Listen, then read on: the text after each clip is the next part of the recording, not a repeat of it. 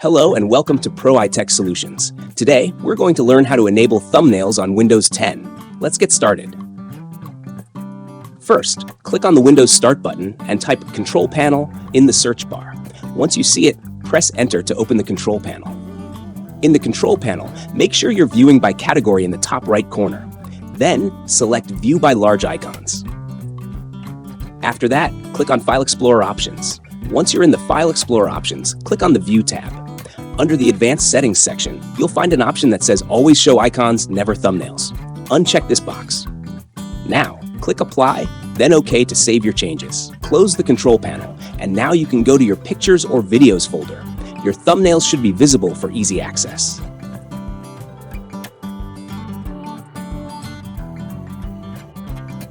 Thanks for watching. Don't forget to like, subscribe, and follow us for more helpful tutorials. Visit our YouTube page, Itech Solutions, for more great content.